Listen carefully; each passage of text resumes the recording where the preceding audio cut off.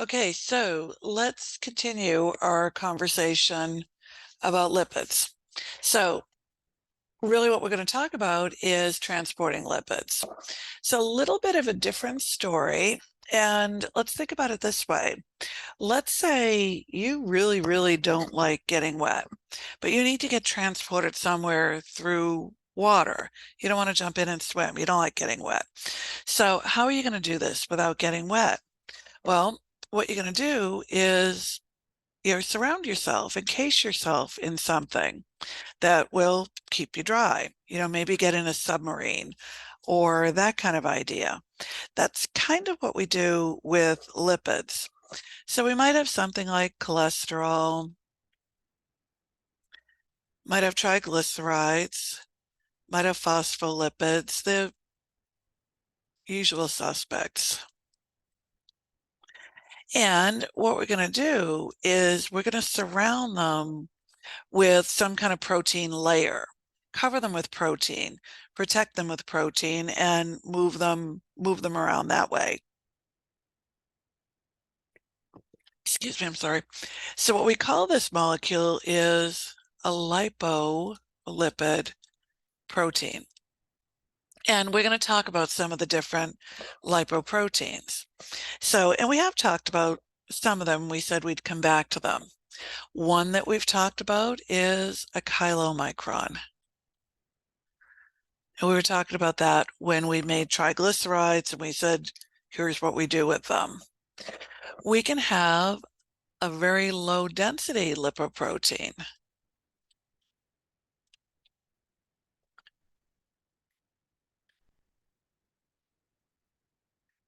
We abbreviate that VLDL. We can have an intermediate density.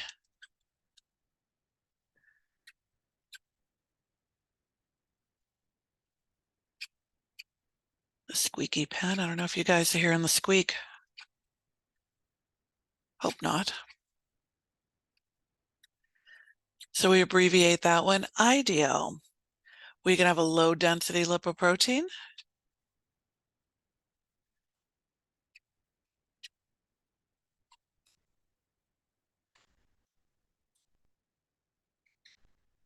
This is our LDL.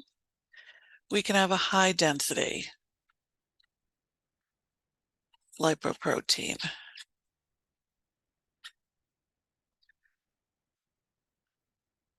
We'll abbreviate that one HDL. So what these are is kind of a characterization of the particles of the lipoproteins, of these particles that are made up of lipid and protein. So depending on how much protein, how much lipid, that of course determines our density. So if we have more lipid, less protein, this direction, more protein on this end of the spectrum. These guys are going to be the larger particles.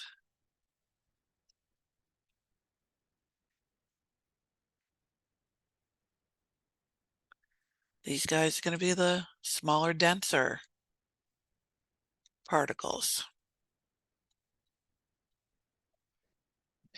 What the lipid is made up of does vary also. We're kind of generally saying more lipid, less lipid, more protein, less protein. We're going to have different proteins. We're going to have different lipids.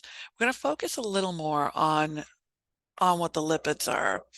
Chylomicron is 90% triglyceride. So that's why we were talking about it in the context of triglycerides. We made triglycerides, whatever, we ate triglycerides. They're more the ones you ate. Very low density lipoprotein still has lots of triglyceride. Most of the cholesterol is in an LDL.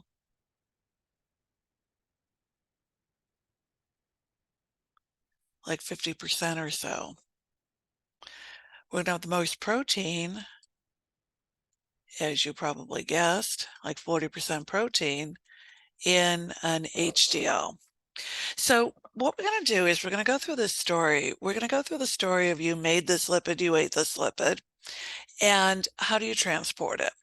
This is one of the more challenging biochem stories that we have because it's a little nonlinear in the sense that we're going back and forth. We're going from the liver to the bloodstream, dropping something off in the adipose tissue, maybe going back to the liver, picking something up in the bloodstream, that kind of thing.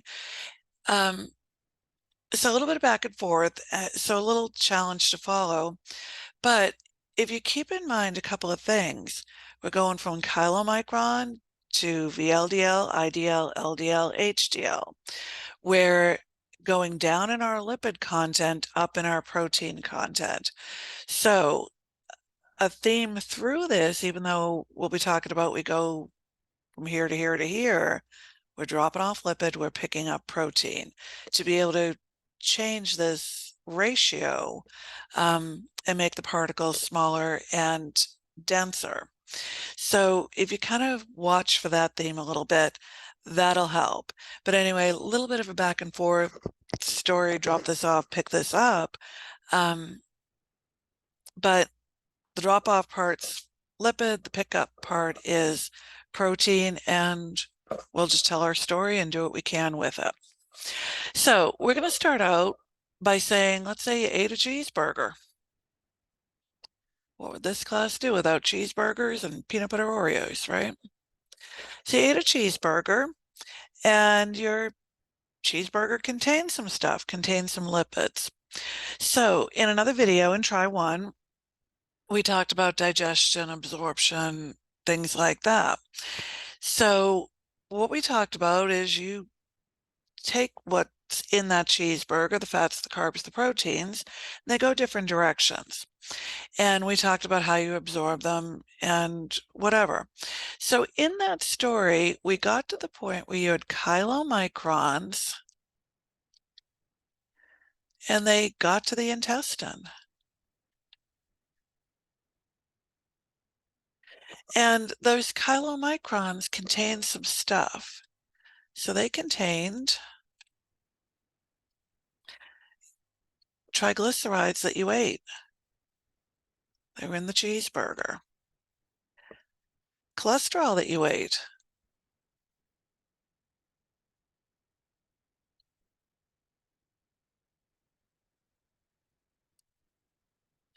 And some apolipoproteins. And I don't know how deeply we'll get into these. I'm not sure yet how deeply we need to get into them, but they're the proteins we're talking about. One is called apolipoprotein B48. We've got an E and we've got a C2. So we may come back and dig into those a little more deeply, but for now, not so deep. So what we're going to do with that chylomicron is we're going to take it and we're going to put it in the bloodstream.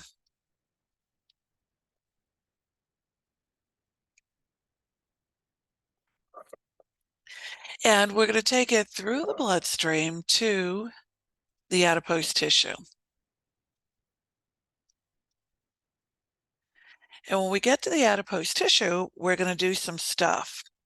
We're going to drop off some fatty acids.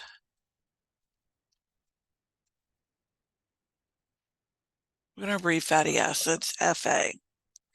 So the enzyme that frees up the fatty acids to drop them off is the only enzyme we're going to make that big a deal out of. It's called lipoprotein lipase. You should be saying at this point, no kidding, no surprise there. Lipases take fatty acids off of glycerol backbones. So lipoprotein lipase, freeing up the fatty acid, no surprise. Lipoprotein lipase is activated by apolipoprotein C2. So it's going to break down the triglyceride, leave that free fatty acid, the fatty acid that's now free, in the adipose tissue. Then what's left Not sure where to draw that arrow, what arrow to draw. Guess we kind of don't need an arrow. So what's left, should be saying now it's no longer a chylomicron. It's a chylomicron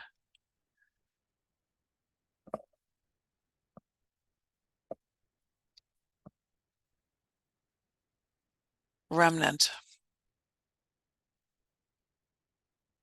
That's going to go back to the liver. So we're going to go to the liver now with the chylomicron remnant. So next stop is the liver, and we're going to talk about what we're going to do there. So we're in the liver, and we're going to put some stuff together. So we've got that chylomicron remnant.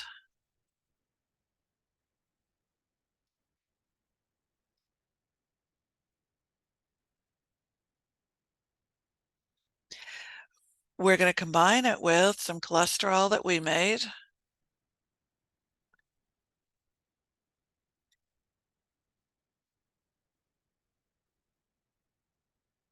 We're going to combine it with some free fatty acids. We say FFA for that, and some glycerol.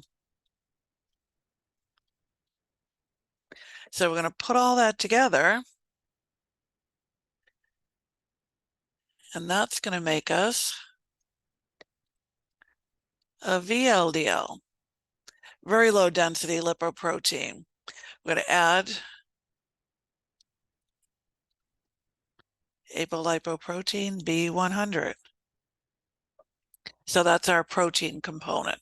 So we should probably bring that ugly bracket down there. Then we'll take that into the bloodstream. Actually, let's move that over. So we're going to do some stuff in the bloodstream. So we'll take all of that, the VLDL, and put it into the bloodstream.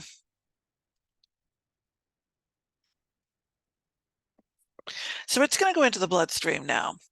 So it's going to pick up some stuff, and our story is always going to be pick up protein, drop off lipid.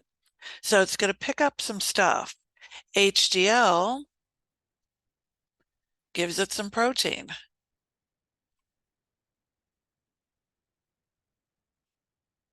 Always our source of protein.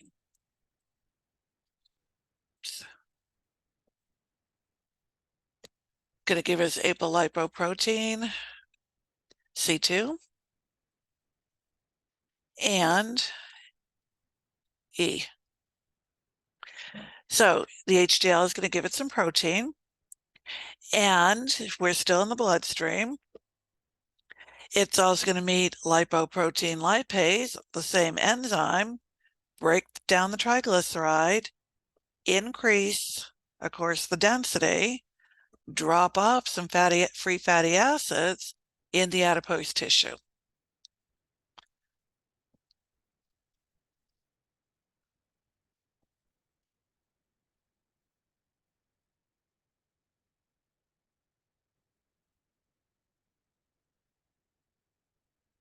So pick up some protein, drop off some free fatty acids. Now it's an LDL or IDL. What's a good IDL color?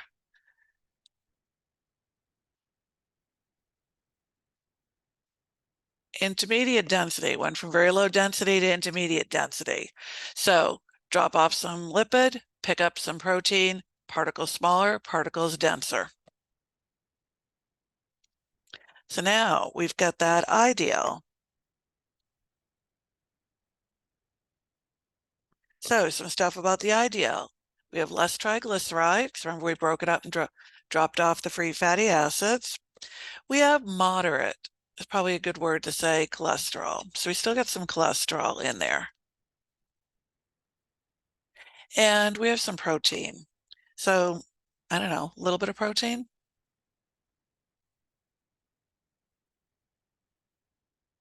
So that's our intermediate density lipoprotein. So now, same story again. We're going to pick up protein. We're going to drop off some free fatty acids. We're still in the bloodstream though. So we're going to go and meet up with an HDL. So we're going to meet up with an HDL. That's where we're going to pick up some more protein. We're going to drop off free fatty acids. So protein from the HDL, still in the bloodstream. Drop off some of our fatty acids from the tag. So need a new color for this because now we have an LDL, low density lipoprotein.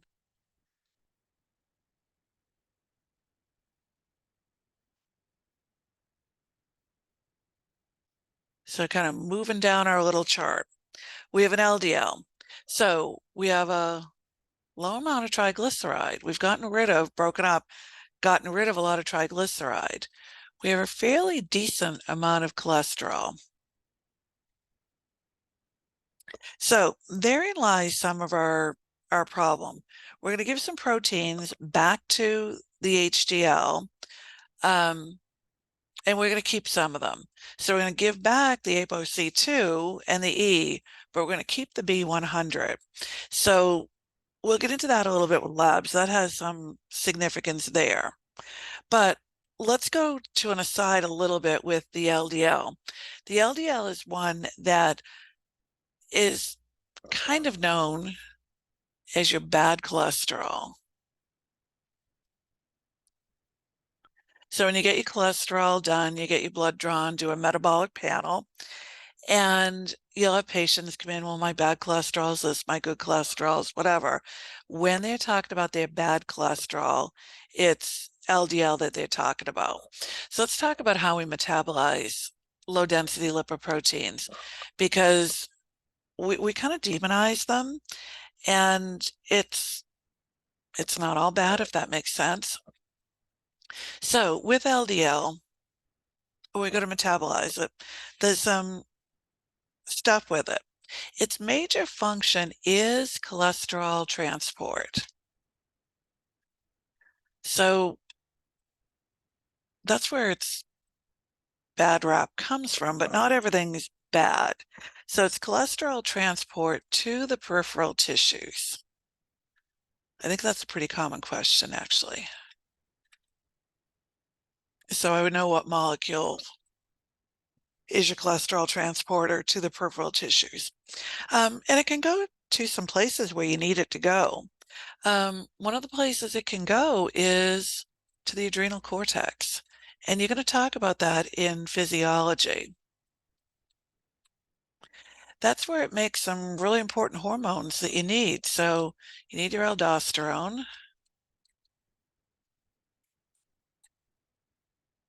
You need your cortisol. We're going to talk about cortisol. Cortisol is kind of an interesting hormone. Well, they're all interesting, but you need your androgens.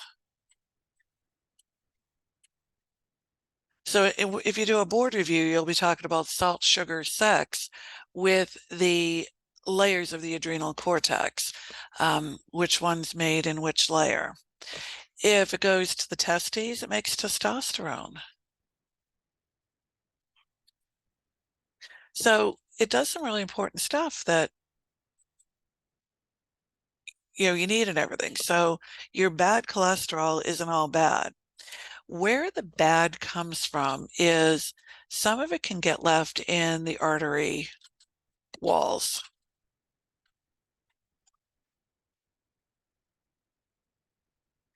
And what it does, there's not much of an argument on. How it does it is a little bit of an argument. So the deposition itself on the artery walls can narrow the artery. It can also, by deposition, cause an inflammatory response. So we'll talk about inflammation and the molecules it forms, and it causes that inflammation in the artery wall, and that inflammatory response is a thickening of the wall and a narrowing of the artery. So which one does what to some degree, just the deposition itself versus the inflammatory response. A little bit of a, not necessarily everybody agreeing on that. The result is the same. You narrow the wall, and that's your atherosclerosis and some heart issues. LDL being a marker for that, there's some controversy about whether that is a good marker for that. So go read about that. Some researchers are saying that we should be looking at some of the apolipoproteins. So go read about that, see what your opinion is on that. Also, some of the LDL does go back to the liver.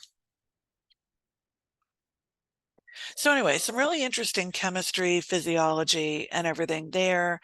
So a lot of places where the biochem stuff will tie into your other classes. All right, so one more particle we've got to talk about, and that's HDL. HDL is a really interesting particle. It's your smallest one, it's your densest one.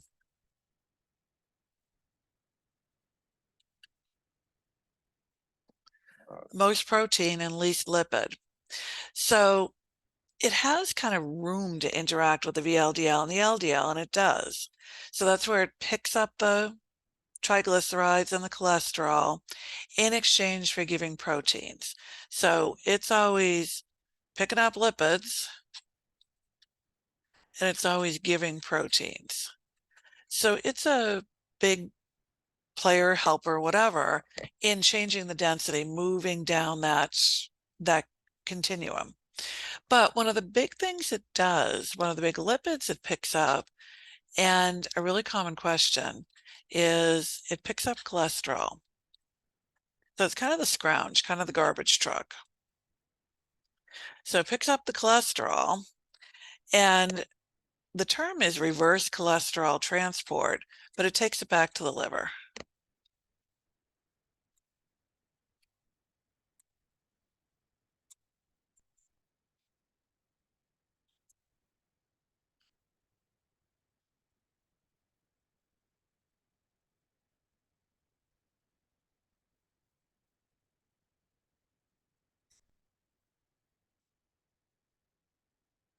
So this is the one that goes and scrounges up and cleans up the cholesterol. So it's a garbage truck in a way, takes it from the blood vessels back to the liver. That's why it's called your good cholesterol. So if your patient's talking about my good cholesterol is too low, it's their HDL that's too low. So that's our HDL story. So just a quick summary, and this helps a little bit, I think, where each molecule is secreted from. So we had the 5 molecules, chylomicrons and the other LDLs.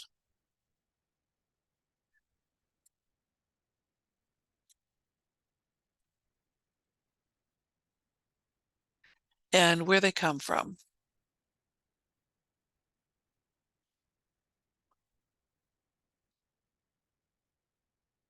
So we're getting our chylomicrons from the intestine. VLDL, IDL, and LDL are all from the liver. HDL is from both.